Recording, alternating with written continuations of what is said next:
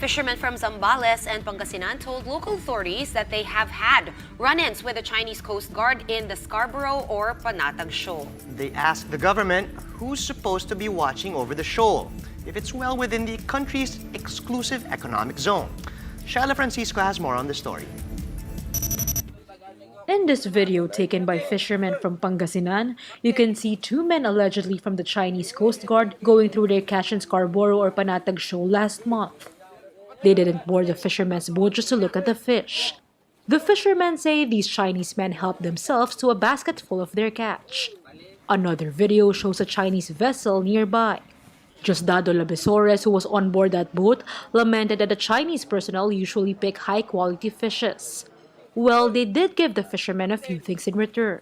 Anong kapalit na dalawang kahang sigrilyo o anim na noodles, yung kanang nakakana ng parang alak, yun lang.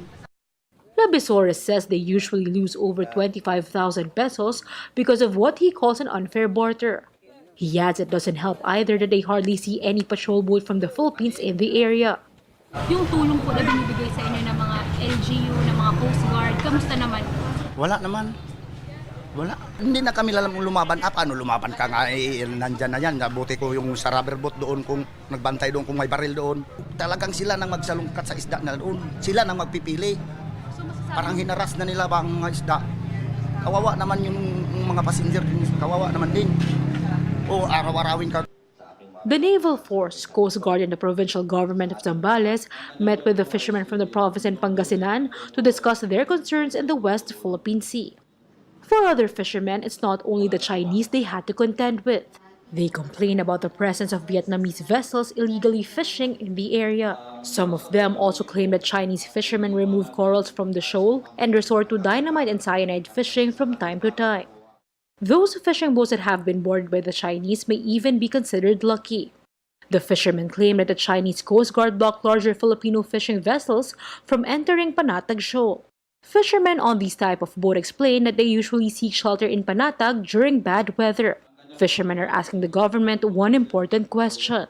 Kung ang Pilipinas po kung ang Scarborough Shoal ay sakop po ng tinatawag na exclusive economic zone, which is 200 nautical mile away from the Masinloc shoreline, sino po ang magpapatupad ng mga batas?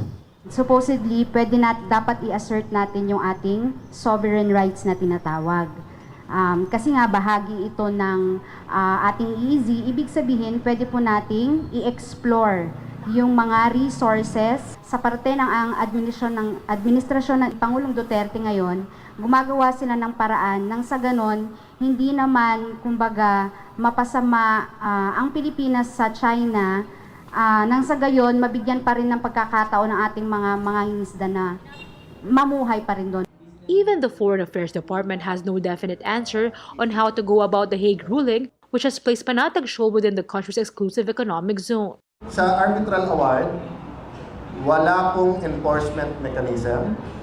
So if we file again there and stop talking to China, are we willing to sacrifice our tourism industry, our trade, our agriculture?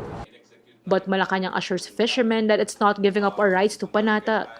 Earlier this week, China said that it has allowed Filipinos to fish in Panatag out of goodwill. Reporting from Zambales, Shala Francisco, and we are One News.